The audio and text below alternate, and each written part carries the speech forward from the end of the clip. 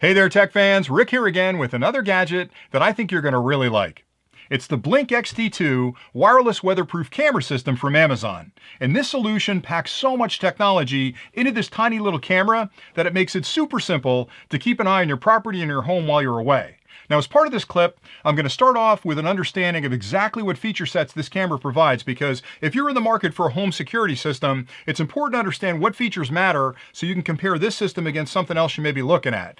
Then I'm going to dive into a little bit closer look at the actual components and explain what the buttons and connectors do so you understand how to use it once you get it home. I'll do a brief unboxing too to show you exactly what comes with the kit, and then I'll walk you through the installation procedure for the sync module and for the camera, because even though they're very simple things to do, it'll take you about 10 minutes to add the sync module and 5 minutes to add an additional camera. It's important you understand what steps you've got to go through in the application, and I've got some screenshots to help you through that. And then finally, I'll come back and give you my experience after having used this for almost 9 months and give you an understanding of why I think this may very well be the best system on the market today, especially at that price point. So let's get started on some of the features. The first thing you'll want to know is the resolution of the camera. It records a full 1080p in color, which is a really nice resolution for a wireless camera. And inside the application, you have a couple of adjustments you can make to lower the resolution, which would extend the battery life, or to make it a little bit higher resolution if you want to have that crystal clear video. In addition to that, it's got a very wide field of view. Now, a field of view has to do with how much that camera is going to see on either side. A lot of these cameras have a really small field of view. It might be 60 or 70 degrees. This has a full 110 degree field of view, which means you've got a very wide view of your driveway, your backyard when you've got this thing mounted. So that's a beautiful feature to build into it. It has battery power, which is something you don't find on a lot of these wireless cameras. A lot of companies out there will advertise their camera as wireless, and then when you go to hook it up, what they mean by that is you can connect to your Wi-Fi network, but you still have to power the camera up, which means it kind of limits where you can mount it. This one is completely battery powered. It uses lithium cells, 2 AA lithium cells, and they're advertising it as a 2-year use out of the camera for those lithium cells. Now, to be fair, that's in an area that isn't really active because it's got a motion sensor in it. So if somebody walks through the area, it's going to start recording a short clip of that activity in the area. If you put it in a really busy area like a driveway or a front porch, you may be triggering it 6-10 times a day. So the batteries aren't going to last as long. But my experience has been with the original lithium cells that were in there in a heavy area like my driveway, I've still gotten 9 months, even 10 months out of it before I had to change those batteries. So I like that an awful lot. In addition to that, it's got night vision, which is something that is really important because if you've got a dark driveway at night, that's when most of the bad stuff's going to happen. So having a camera that can see pretty well in the dark is an important feature set. In addition to that, they have an infrared LED, which helps to flood that area with infrared light so that infrared sensor can pick it up. So it has both an optical and a night vision sensor built into it.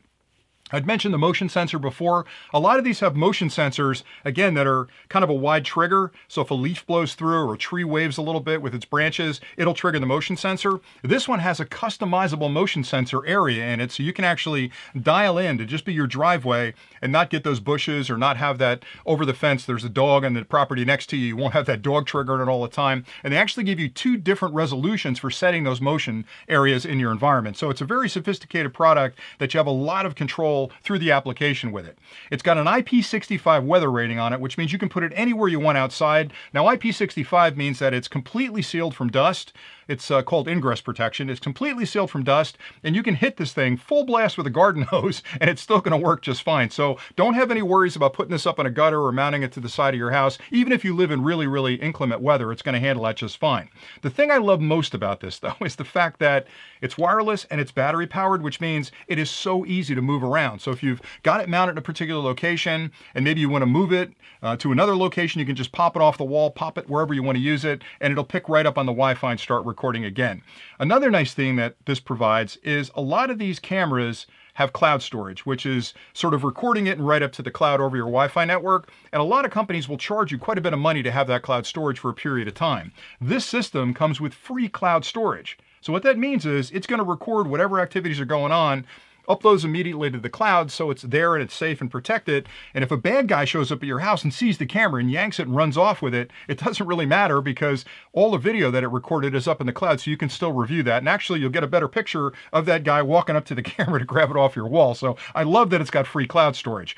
The sync module will support up to 10 cameras before you have to add a second sync module, so you can build out a really, complex system in your house with driveways and backyard, front door, whatever you need on one sync module, which comes with the initial kit. Now, they do sell this a couple of different ways. There's a starter kit that includes the camera and the sync module. You can get a 2-camera, 1 sync module kit. They make a 3-camera system. You can buy extra cameras separately. And if you watch Amazon, every now and then they'll have one of those crazy Amazon sales where you can buy this for like $30 off. So I've picked up a few of these at $99.95 for the kit, and I've picked up a bunch of them at $69.95 when they have their Christmas sales or Valentine's Day sales or whatever sales they're running. So you got to keep an eye on Amazon. Now, I do have a link below if you want to go check this out on Amazon just to read the specs from there, but I'm going to get into the detailed review of it now. The last thing I'll talk about is I love that this works with Alexa, because I have Alexas all over the house, and I love the fact that I can be in my office, and if I hear the dogs barking out back, I can say, Alexa, show me the backyard, and it actually pulls up an image of the Blink camera in the backyard. So it's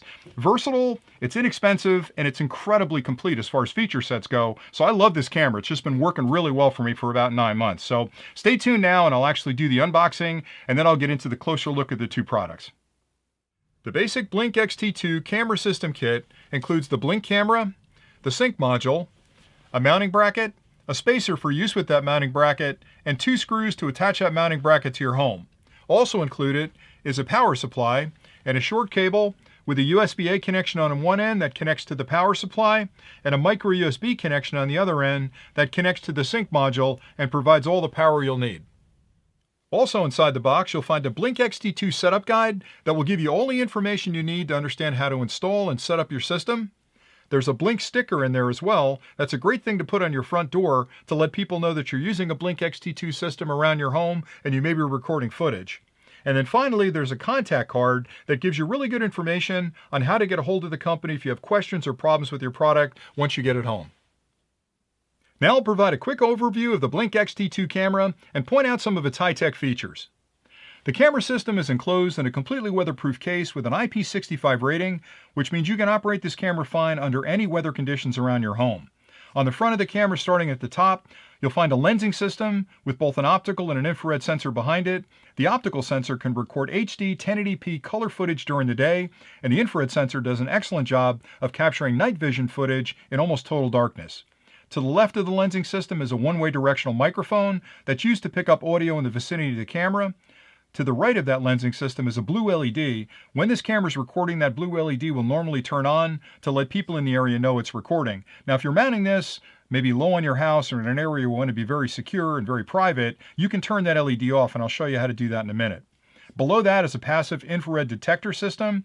This is what senses motion in the area and actually turns the camera on. Below that, behind this front plate, you can't see it, is an infrared LED down here, and that's used to sort of flood the area with infrared light that improves the night vision capabilities of the camera. Around the back of the camera, you'll find the release mechanism to pull the back cover off, and there's a grommet down the bottom that you can remove if you're going to power the camera with an external power source. To remove that back case, you'll pull down on this and lift up at the bottom at the same time, just like that, and the case pops off. Now, looking inside the camera, there's a micro USB connection here that's used for external power. If you are going to power this with an external power source, remove the batteries. These are the 2 AA lithium batteries.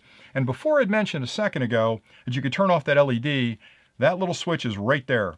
So you can use a pencil and flip that off. If you turn that to the off position, when it's recording, that blue LED on the front won't come on.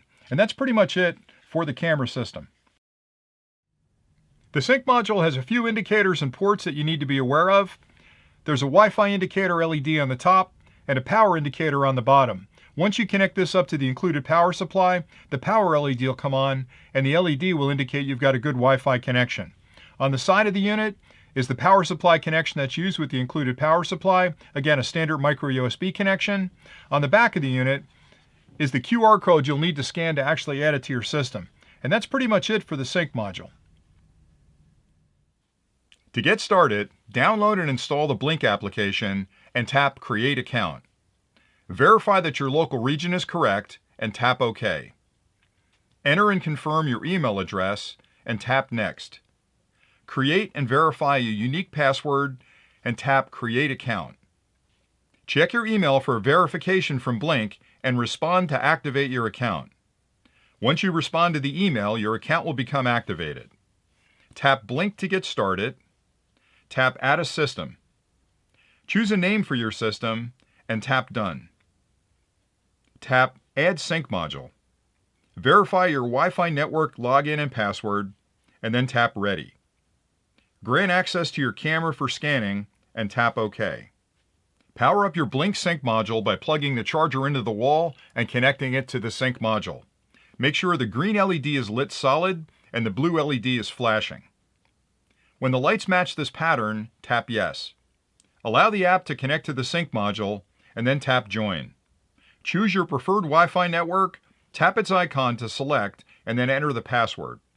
When you see the message that the sync module has been added, tap Done. To add a camera to your system, start on the main screen of the application and tap the Add a Blink Device icon to get started. Remove the back cover of the camera and remove and reinsert the batteries to reset the camera. If prompted, grant the application access to the camera on your device to scan the QR code. Tap Ready. Position your camera over the QR code and scan it. Wait for the application to find your camera, and then wait for the application to update your firmware if needed. When you see the message, Camera Added Successfully, tap Done. Now you can rename your camera to help you identify its location. To do this, tap the Settings icon. Tap the X next to the Name field to clear the current entry. Use the keypad to enter the name you want for the camera, and when you're finished typing, tap Save to exit the settings page. Now that you understand how to set up your Blink XT2, the next thing you'll want to do is actually mount the camera somewhere around your home. And there's a wide variety of different styles of mounts out there that basically fall into one of two categories. They're either clamp-on mounts or mounts that are a little bit more permanent that you'll screw into a physical structure like your home or a tree or a pole near your house. And I'll show you the ones that I use most often because I'm always looking for ease of use. I want something that's easy to install, I can move it if I have to, and really doesn't cost a whole lot of money. So the three mounts I'm going to show you are the ones that I use most often, and the beauty of this Blink XT2 camera is that since it's battery powered, you can mount that camera pretty much anywhere. So the first mount I'll talk about is the one that actually comes with the camera, and it's a really straightforward mount. It basically has a base with two holes in it that you can use to screw this to the side of your home or a pole or a tree, and then the Blink XT camera snaps on the end here, and you have a range of movement where you can position the camera where you need to. That comes with the camera, so that's easily probably the most cost-effective solution. It also comes with a bushing that you can use behind it if you want to get a little bit of extra clearance away from the wall, because if you use it just as the mount, you can't really move it as far as you'd like to because the camera may actually bang into the wall. So if you're going to mount it to something that you need a little extra space, this fits right on the bottom just like that. The screw goes through the hole like this, right into the structure you want to mount it to, and you're off and running. You basically mount it, snap the camera on it, and you're good to go. Now I use these an awful lot where I've got permanent fixtures where I've got a really good shot at what I'm looking at, but if I need a little bit more range of motion to move the camera around to get a better angle on something, I'll use a little more sophisticated mount. And this is my favorite. This is really a two-piece mount. It's got a housing for the camera, and it's got a mount on it that has a little more flexibility. So the actual mount itself gives you the flexibility to sort of loosen this thumb screw here, and you can see you can rotate the camera all the way around. It also comes with a 3-point mounting on the bottom, so that one's got a 2-point mounting. This is a little bit more secure if you're going to put it up on a wall up high. You want to make sure that it's going to stay there, and this is really something that gives you a little more room, a little more distance away from the wall you're mounting it to, and a whole lot more range of motion. The other thing I like a lot about it is the enclosure that comes with it, because this enclosure, even though the Blink XT cameras are waterproof, putting inside this closure gives you a little extra degree of protection. It also gives you a sun shield on the top and a little bit to the sides, and the way you'd add it to this enclosure is basically pull the front plate off, this piece off here, snaps off, the camera drops inside just like that, and then you snap the camera case, the front of it, back on. You just slide it in the top like that, and then push down to the bottom, and you'll hear a click and you're good to go. And that's pretty much what it looks like. And then it's protected from the elements in addition to the waterproofing inside. One other cool feature is they build this little extension on the back in case you're going to run power to it, because remember, you can use the batteries that are inside, but if you're near an outlet, you can actually plug it in, and this gives you a little channel to feed the cable up through to plug it to the back of the camera that's totally weatherproof as well. So it snakes up inside that little enclosure and plugs into the camera, then you have permanent power to it. To use this on the wall, you'll basically put this, you'll mount this on the wall first using the 3 screws, and then you'll screw it into the back of this. And then once it's up on the wall, you can loosen this collar and you can position the camera anywhere you need to and then tighten the collar. It is just that simple. So if you're up on a ladder, it's really easy to do, to tighten it up and then have it stay in that position. So it's going to hang exactly where you need it. So those are 2 of my favorite, what I'll call permanent mounts, where you're going to actually screw them into the house. Now, one other thing that I want to talk about is I'm not a huge fan if you've got a house with siding that you don't want to start drilling holes into. If you've got vinyl siding on your home, there are clips out there that are magical clips that allow you to sort of slide underneath the siding and mount it without making any holes whatsoever. And they look just like this. And I'll show you how to use these in a little bit. And essentially what these clips do is to slide underneath the actual ribbing on your siding like that. And they'll sit right up against your wall, and then you screw the mount right into this. There's no holes needed whatsoever, and it really makes an easy mount to your home that's not going to be something that you have to worry about taking out later and having holes in your siding. It also means you can move the cameras around pretty easily anywhere around your house. So pretty cool device there, and I'll show you how to use that in a minute. Now, as far as clamp mounts go, I use clamp mounts for the cameras because they're easy to use on gutters, and most of us have gutters around the outside of our homes, so it's a really easy way to sort of hang the camera off a gutter on your home. The one I like an awful lot is this one. There's a lot of them on the market, but I like this one for a couple of reasons. Essentially what you've got is a bracket that's got this S curve on it, or this U curve on it, and you've got two thumb screws you can tighten. So all you have to do is slide this down over the edge of the gutter, tighten up these thumb screws until it's tight, and then you're ready to go. This part right here will clamp onto the camera. You can basically clamp your camera on it, use this to loosen it, and then you can adjust this in any position you need to get the perfect angle on your camera. A lot of these come with a really nice little cover. Now I like this because the mount is white, the gutter's white, and the camera is black. So having a housing like this to snap on the camera means everything up there is going to be white, and it really just blends into the gutter. So when you look up, you see this nice little birdhouse if you happen to notice it at all, and it doesn't look like this big scary camera that's keeping track of your home. But this kit is not that expensive. The other kit, you can buy them as singles or groups of 3. They're not expensive either, and I'll put links down below where you can find all this stuff. Now if you hold on, I'll show you how to use those clamps on your siding to show you just how easy it is to really mount that camera. Each of the clips come with a screw installed. You'll take the screw out, slide the clip under your siding until it's fully seated, put your mounting kit in front of it, put the screw through the hole, and actually tighten it into the wall. And once you tighten this in, it'll pull the screw a little bit away from the siding and actually make it sit in there very nice and tight. Now I'll show you how it works with one of the mounts that I use, and I've cheated a little bit here, and it's a quick way to get it up, especially if you're up on a ladder, is to basically put them on but let them be loose, slide them both up underneath the siding until they're fully seated, push the bracket in like this, then you can finish tightening the screws in the bracket. That way you don't have to worry about finding the holes and making sure that everything is lined up. Once you tighten these up, you're actually, again, pulling these brackets into the back of the siding. The other nice thing is because of the weight of the camera, you're actually using the bottom slat as support for the camera. Once that's mounted, you can then mount your camera enclosure on the front of it and make whatever adjustments you need to position that camera perfectly to get that great shot in your backyard. I hope you found that information helpful, and now I'd like to offer a few tips for using the Blink XT2 system in your own home. Now I have an army of these cameras installed all over my property, and I've gotten a lot of experience with them over the last 6 months, and I've learned a few things, so I'd like to pass along some of those tips and tricks now. The first thing has to do with battery life. You want to make sure that when you first install a camera, you use a fresh set of lithium batteries. And I would suggest going with a brand name of battery, because even though they're a couple bucks more, you're going to get the longest use out of the camera using those batteries, and nobody wants to be climbing a ladder in the middle of the winter because the battery's gone dead and the camera's not working. Having said that, your mileage is going to vary considerably based on where you locate the camera and how you've set things up in the application. So there are 3 things that will affect battery life pretty dramatically. The first has to do with your motion zone. The second has to do with how long a clip you're recording, and the third has to do with the resolution of the clip you're recording. So if you've got it in a high traffic area, you want to make sure you narrow that motion zone to only pay attention to the area you care about. So if it's a driveway, zero in on where you park your cars. You don't care if people are walking around in the bushes, you care that somebody may be approaching your car. Maybe you don't need the highest resolution in your backyard. If you're just looking for deer going through or you want to watch the dogs running around, medium resolution is pretty good. And then the length of the clip really impacts it because it's got to record the whole time, and that's using a lot of electrons out of the battery. So you want to shorten that to the middle length of clip, unless you're caring about maybe packages being dropped off in the front porch and you want to make sure they put them in the right place and you get a notice there. Maybe you get a little longer clip there, but dialing up all 3 of those for each specific location can really extend your battery life. So just be aware of that. If you have to mount it into an area where there's a lot of traffic, or you really do need the highest resolution and you want to record the longest clip, you're going to burn through batteries pretty quickly. So you might want to consider using the AC adapter and a nice long micro USB cord to power it, or there are alternatives out there. You can actually put a small solar panel up on your roof above the gutter where you've got this mounted that has a battery in it that'll provide power for that camera forever. So as long as the sun is shining, it's charging the battery inside that solar panel, and that's providing power to the camera. And I've done that in a couple locations way in the backyard that are really high traffic areas. So battery life is something that's pretty important.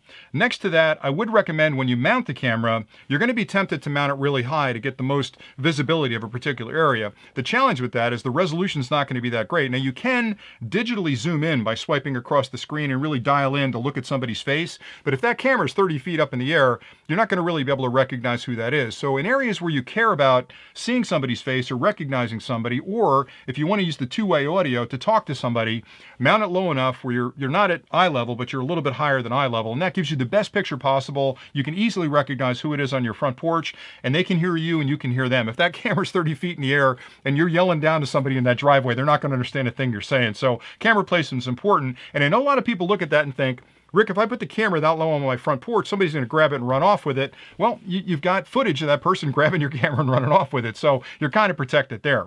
The last thing I want to talk about is the weatherproofing, because it is weatherproof IP65, which means it's going to be incredibly durable out there in the sun and out there in the heat and the rain and the wind. But I would recommend going with a little bit better case, especially if you've got it mounted high on your house, because even though the mounting kit that comes with it is pretty good, a lot of the cases that I've talked about allow you to sort of house that camera inside the case, and then that housing gets mounted to the house and it's never going to move. I have had situations in the backyard, especially heavy snow, heavy wind, where one of the cameras has popped off the mount and fallen down. Not that big a deal because again, it's durable. I just picked it up and put it back up there. But once that happened once or twice to me in those locations, I went with one of those specialty mounts that I described earlier in this clip. So just something to consider. They're not that expensive and they do protect the camera. The other thing I like an awful lot, especially about that Scully mount that I talked about, is it's got a little bit of a roof on the front of it, which helps to shade from that sun above you, because if the sun's coming straight down at your camera lens, it's going to wash across the camera lens and really kind of blow out the scene for you. So having that little hood on there is like having a baseball cap on. It just gives you a little bit of shade and really makes that picture a lot more crystal clear. So just something to consider. And again, I've got links below for the mounts that I discussed earlier in case you want to go check those out. I've got links below to check out the cameras as well if you want to see what the cameras are all about. And that's pretty much it. Now, I've only talked about the first sync module, and I'd mentioned that each sync module can handle 10 cameras. I'm actually on my second sync module already. That's how many cameras I've got installed. But installing that second sync module, just a matter of doing exactly what I showed you to do to add the first one. So it's pretty simple to add. And then you can add another 10 cameras. You can put a third sync module out there. So everything works pretty well.